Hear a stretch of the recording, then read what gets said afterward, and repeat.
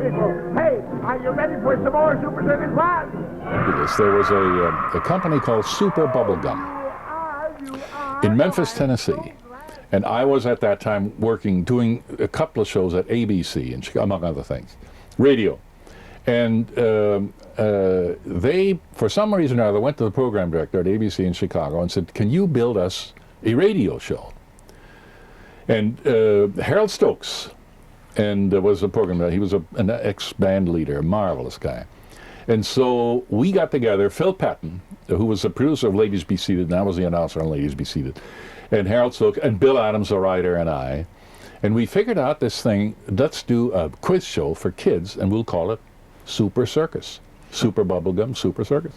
And it was a darling show. It was a half hour, and it was a quiz for little kids, for teenagers, all kinds of things.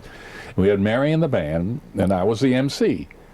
But before they could make up their mind, before they could buy it, they went bankrupt. Or something happened, so they couldn't buy it. So then television came in. Right after that, television came in. Before we had a chance to sell it as a radio show, here's Harold Stokes scratching and said, what the heck do we do? I mean, I'm a radio guy. Here I'm program director now of television in Chicago. What do I do?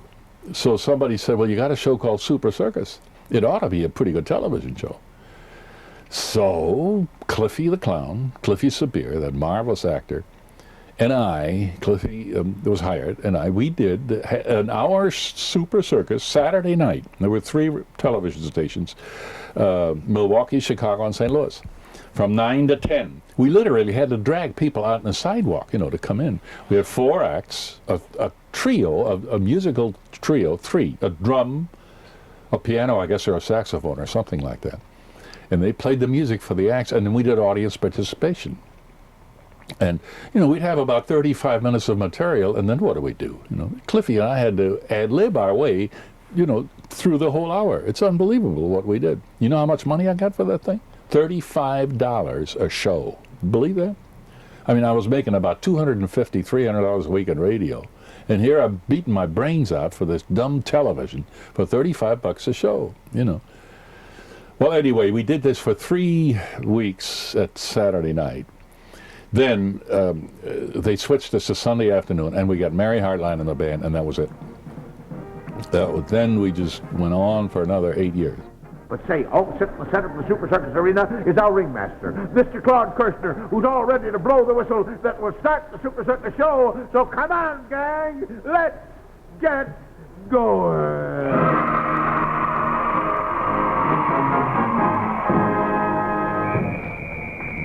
Ladies and gentlemen, and children everywhere, your Super Circus show is on once again with more laughs, thrills, and chills for your television entertainment. I don't know how to describe it exactly, but it was a small theater. In New York, like the booth, it's relatively small. The stage is not very big.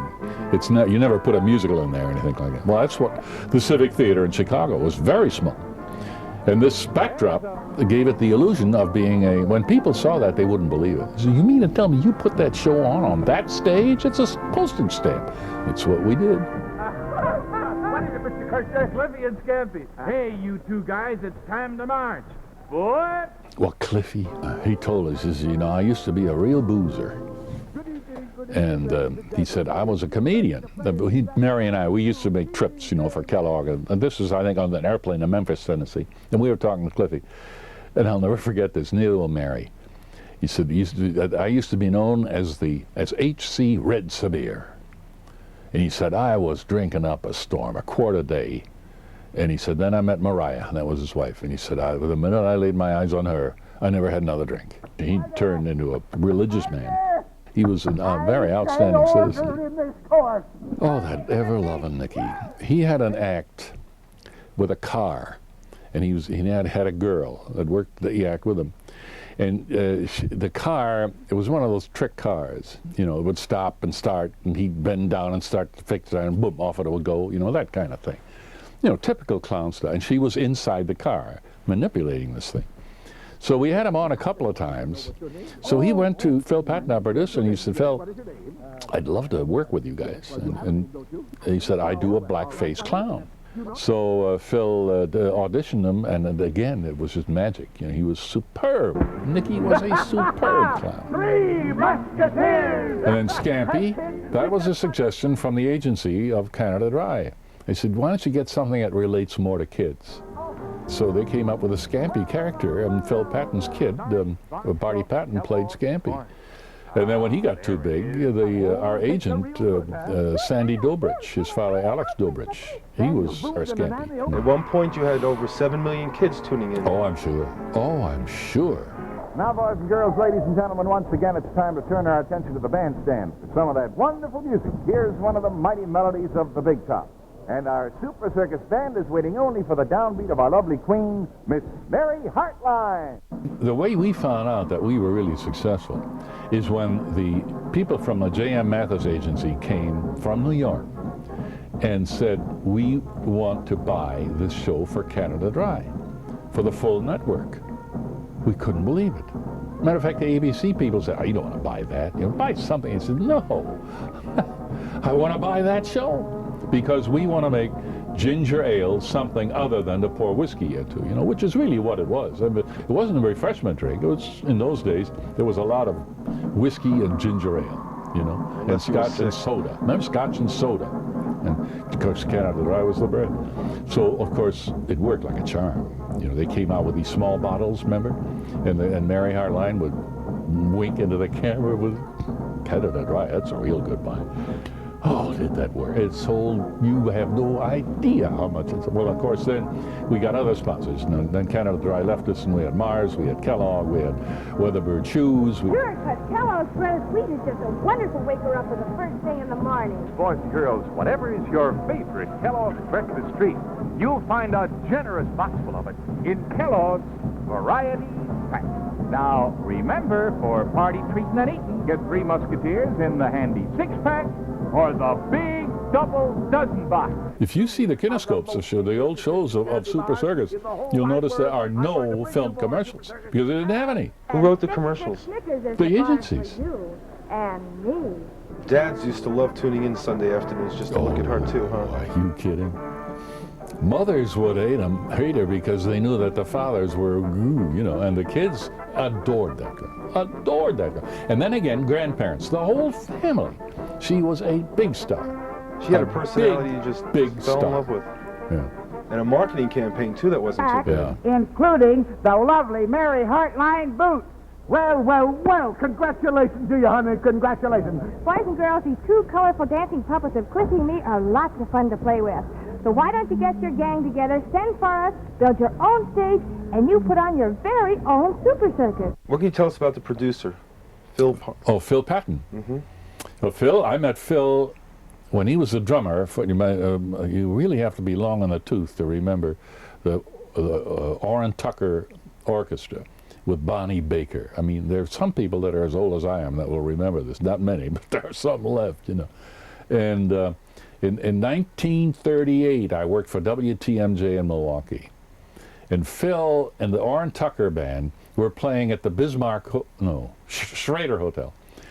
And I was announcing the band as a remote, and that's how Phil and I met, he and his wife. And that then after all those war years, I mean, for almost 7 years after that, we didn't see each other.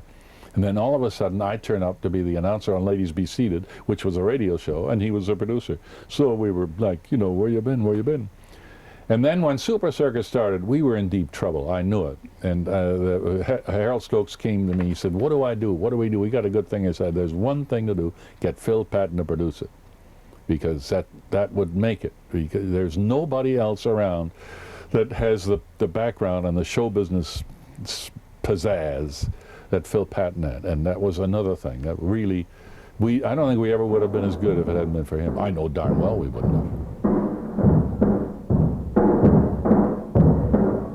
Ed Scotch was a superb director.